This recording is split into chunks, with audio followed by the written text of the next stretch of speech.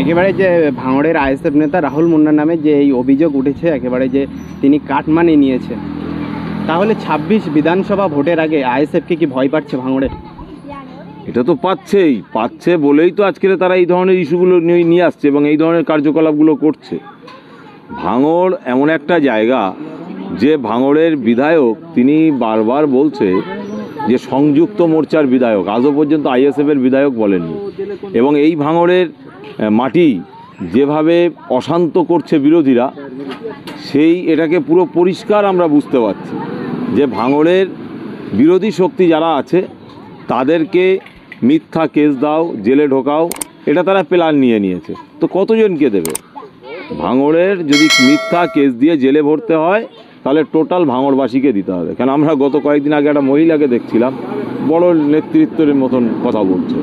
অতএব ভাঙড়ের প্রত্যেকটা মানুষ, আবাল বৃদ্ধ বনিতা, তারা সকলেই প্রত্যেকেই ভাইজানের ফ্যান, ভক্তি ভালোবাসার মানুষ তৈরি হয়ে গেছে। কতজনকে কেস দেবে?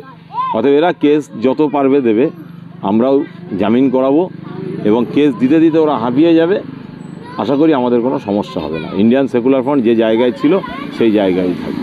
একেবারে যে মহিলার কথা বললেন, একেবারে সেই মহিলা একেবারে মিডিয়ার সামনে মুখ খোলার পরেই কংগ্রেস থেকে জয়েন করলো সদ্য টিএমসিতে।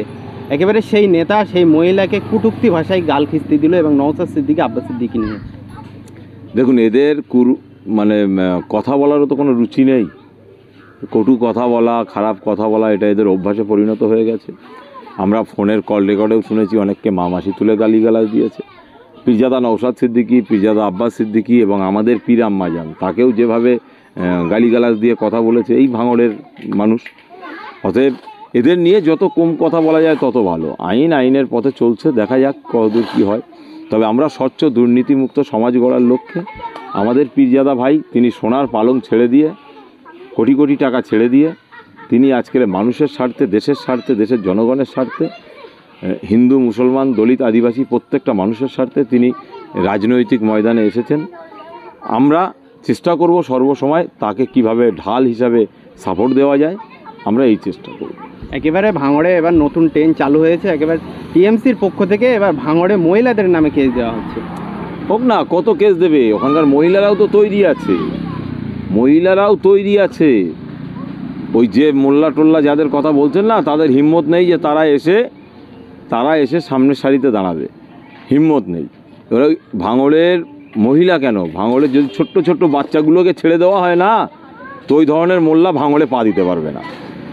যদি ছোট্ট বাচ্চাকে ছেড়ে দেওয়া হয়, কেন বাংলার হত দরিদ্র গরিব পরিবারের সন্তানগুলো তারা নিজেদের জীবনকে উৎসর্গ করে দেওয়ার জন্য তারা রেডি হয়ে আছে। ২৬শে বিধানসভা ভোট, সাধারণ মানুষের জন্য কি বার্তা দেবেন? বিধানসভা ভোট আসছে, প্রত্যেকটা মানুষকে বলবো আপনি আপনার গণতান্ত্রিক পদ্ধতিতে ভোটটাকে প্রয়োগ করুন, মতামতটা প্রয়োগ করুন, কিন্তু আপনার বাচ্চার শিক্ষা, স্বাস্থ্য, কর্মসংস্থান থেকে শুরু করে প্রত্যেকটা বিষয় খেয়াল রাখুন এবং যেভাবে এই দুর্নীতি হচ্ছে, এই দুর্নীতির বিরুদ্ধে আপনার ভোটটি দিন।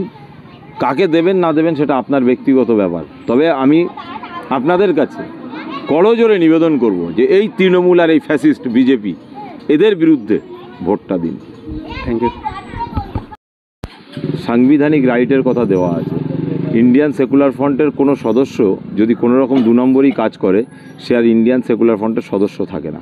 অতএব যারা এই অভিযোগ তুলছে, আমি বলবো যে আমাদের ছেলেদের দ্বারা এই ধরনের কার্যকলাপ করাটা অসম্ভব। কিন্তু তারপরেও যদি হয়ে থাকে তদন্ত সাপেক্ষ তদন্ত হোক, আসল সত্যটা বেরিয়ে আসবে।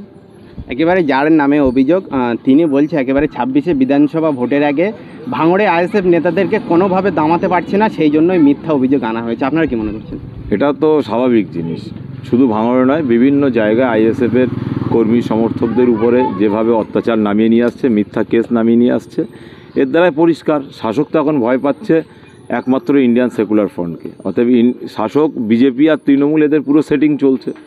অতএব এদের বিকল্প বাকি যারা উঠছে, এদের এগনেস্টে যারা উঠছে, বাম এবং আইএসএফ সহ আরও যে সমস্ত রাজনৈতিক দলগুলো আছে, এদেরকে কিভাবে গ্যারেজ করে দেওয়া যায় সেই প্ল্যান প্রোগ্রাম এরা সর্বসময় নিয়ে রেখেছে।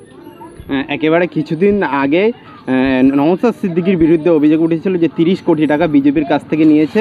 একেবারে সেই ভিডিও প্রকাশ করেছিল দীপক ব্যাপারী সহ, আর শওকত মোল্লা তিনি ভরা স্টেজ থেকে বলে দিল যে নওশাদ সিদ্দিকী ৩০ কোটি টাকা বিজেপির কাছ থেকে নিয়েছে।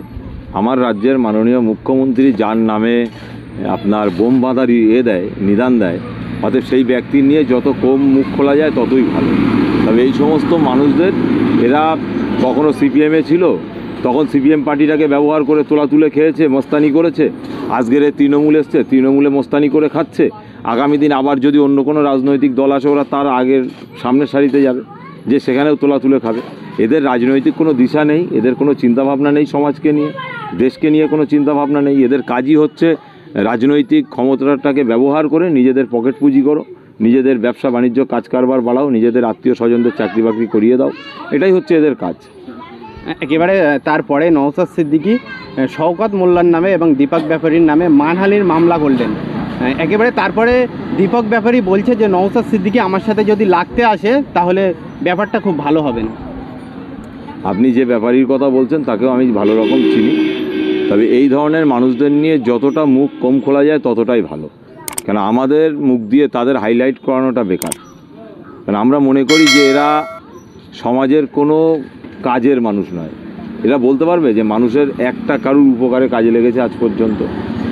আর মামলা যখন করা হয়েছে সেখানে যাবে, সেখানে যে কত টাকা নিয়েছে, কিভাবে নিয়েছে, কত টাকার নোট নিয়েছে, সেটা তার প্রমাণ দেবে। যদি প্রমাণ না দিতে পারে তাহলে হাইকোর্টের যেটা হবে, আইন আদালতের যে সিস্টেম আছে সেই সিস্টেমে তারা খেসারত দেবে।